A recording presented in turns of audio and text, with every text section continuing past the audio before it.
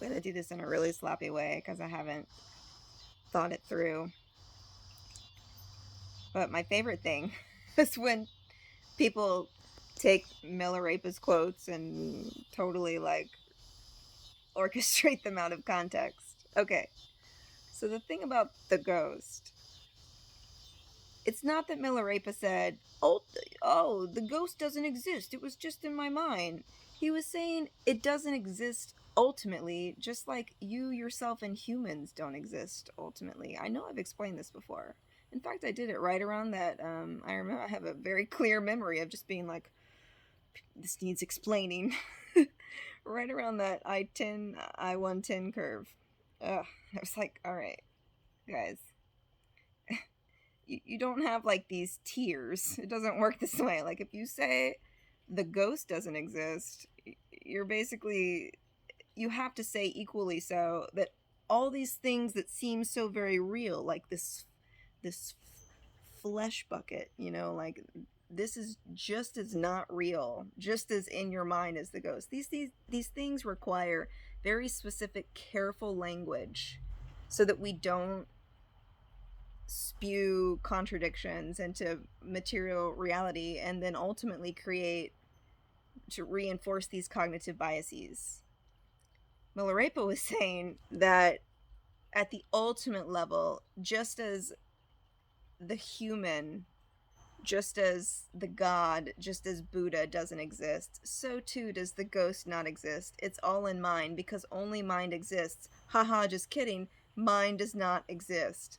So we're dealing with these.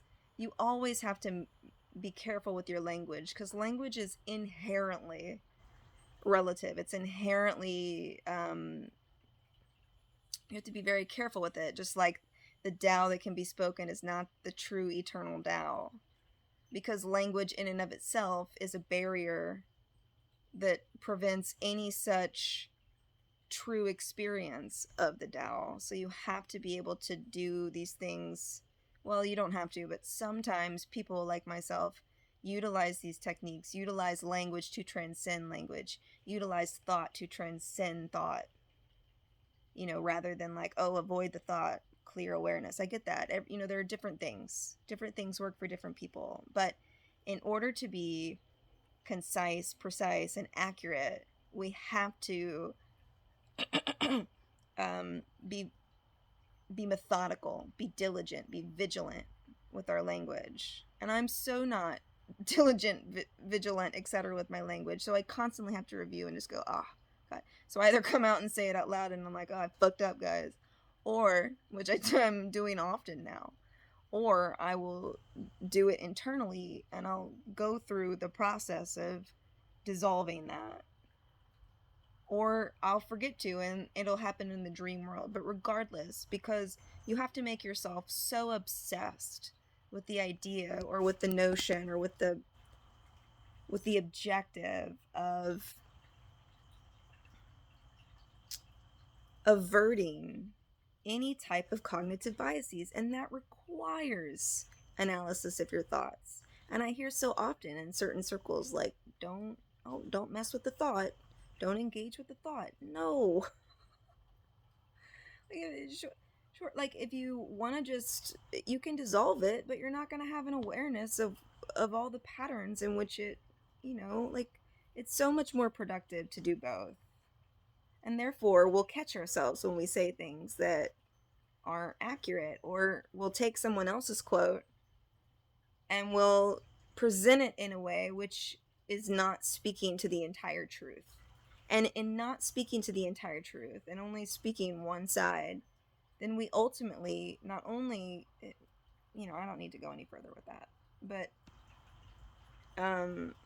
these, if you're going to say, oh, the ghost doesn't exist, it was just in the mind, what the implicit statement there is that humans exist, but ghosts don't. No, you have a whole, like, no. That is not correct. Like, what we call a ghost is absolutely existent, just as much so as the self is absolutely existent within the realm of relativity. So absolutely existent within the realm of relativity. We can't, okay, so I have to now I have to be careful with my language, existent within the realm of relativity in an absolute way. Absolutely relatively existent.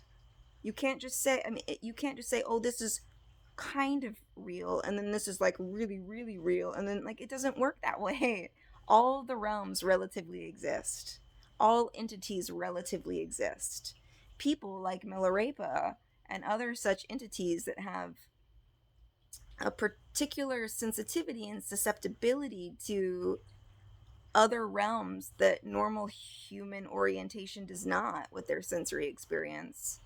Well, yeah, like that's going to be their reality. It doesn't mean that just because the largest group of people is like, I don't have these experiences, it must therefore mean it's not true. Does not, I mean, your reality does not therefore negate my reality. And that's what this entire paradigm of like mind psychology is built upon. And it's so racist.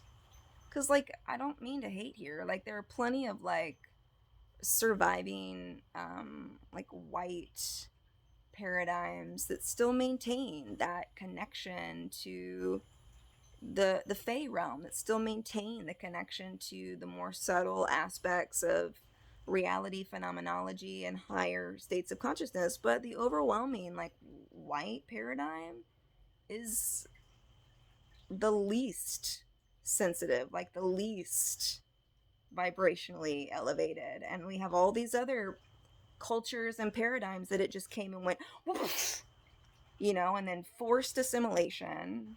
I mean, just barely. I know that plenty of ideas and communities and people have survived, and thank goodness for that. People and ideas have survived, thank goodness for that. But whiteness just came in and was like, okay, and then everybody assimilate. Oh, just oh, you know, sorry, you don't have a choice, you know. And then like now it's trying to like tell everything and everybody the way that reality is, the way that self is, the way that mind is, and it's just totally nuts, totally nuts. So that kind of statement, like the statement of like Milarepa, you know, realized that the ghost is only in his mind. Just as much so, he is saying this this is only in your mind. Just as much to so these two phenomenal activities, whether our sensory organs can perceive them or not, are equally relatively real and equally absolutely non-existent. We can't create these unconscious, subconscious, or reinforce rather, these subconscious, unconscious biases, cognitive biases, because all we're doing is just reinforcing samsara. Sure, we're doing it in a way which is less, it's, we're doing it in a way which is better than the other way, but we're still doing it. So why not just account for all of the pieces now? You know? Blah, blah, blah. I had to say it. God. Please stop doing that. Please, I'm serious. Like, if I hear it one more time, I'm gonna have to be like, okay, all right, here's another one, guys. And then I don't know, maybe I don't know, do it, whatever, do it. But just please be aware that you're you're saying wrong stuff. Because in order to say something entirely correct, you have to be able to utilize logic, utilize your thoughts, analyze the stuff, and then be like, well, this, but also this, but this and this and this. And that's when you can be like, okay, I've done my best to try to speak to the Tao that is eternal, even though I'm using words to do it. And that's why we have to be so careful and concise and cautious and methodical about what we say. And yes, I'm pointing to myself. So I'm working on it. But please also, for the love of God, work on it too. Okay. Thank you.